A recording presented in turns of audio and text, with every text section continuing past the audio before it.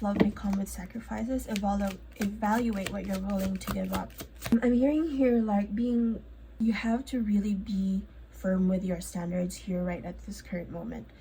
Or if you have experienced something traumatic when it comes to a past relationship, you have to learn from that experience and not self-abandon. If you haven't been in a relationship or in a while, it's also warning me, it's also channeled to me to warn you to not self-abandon. Do not abandon your own boundaries when it comes to love. Do not be too self-sacrificial when it comes to love, because that is not love. You will run out. You cannot keep pouring into a cup that is broken. If you have to sacrifice who you are, your integrity, how you love, in order to keep the love of someone else, then that is not love, my dear. That is not love. This is a warning. Please heed it. Of course, you have free will, but this is just advice for everyone who is attracted to this reading in the collective. See, individuality. Be wary of possessive partners. Maintain your individuality. If you have to sacrifice who you are, if you have to dim yourself down in order to please someone else, please be careful, because that is not love. That is not the love that anyone deserves. I'm hearing here like possessive. For me, being possessive is not entirely good or bad. For me, there's like also a sense of possessiveness that is in a way healthy to a point.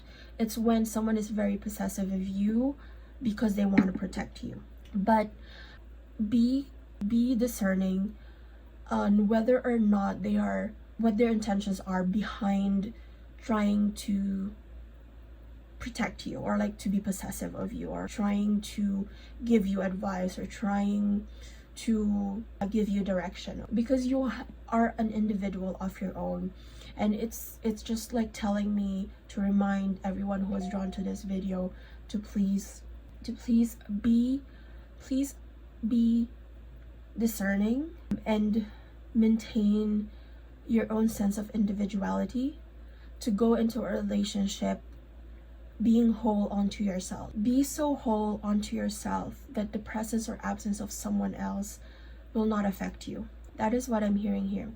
I think this is the message that spirits, the universe, God is telling me to convey to you.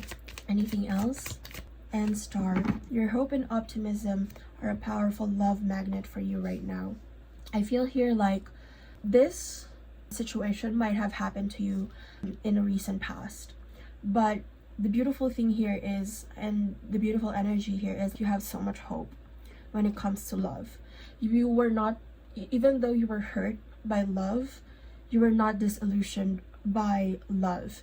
And that is such a beautiful thing, because you are actually in the process of attracting the right kind of love for you. That is what I'm hearing here. That's a beautiful thing. And trust. And again, guard your heart. Not everyone deserves your trust. Be very discerning, because there are some people who are catalysts, who might gaslight you, and sometimes they wear masks and they can be charming, but they're not really what they say they are, or like who they say they are. Just be very discerning and use your intuition, and follow your intuition. Listen to your intuition. It will not lead you astray. Let me just close this out with just one romance fairy card. Let's see. Bonding best friend. As you get to know each other, you discover many things in common. Even though like in a partnership, of course, attracts, even though they say like opposites attracts like actually, but it's also not forgetting that each of you have your own unique individuality. You might have a lot of things in common, but whoever is coming in for you, you might have a lot of things in common, but also respect their own uniqueness and your individual differences. That is what I'm seeing here, and that is what will gain you not just a partner but a best friend in love. And it's really nice to fall in love with someone who is your best friend. Friendship Friendship is vital to your romance. Feelings deepen and blossom. Something here is going to deepen and blossom. And I'm hearing here you might start out as friends as well, and a personal evolution within your relationship. You are currently in the process of ascending when it comes to your love life. You're understanding who you are as a person.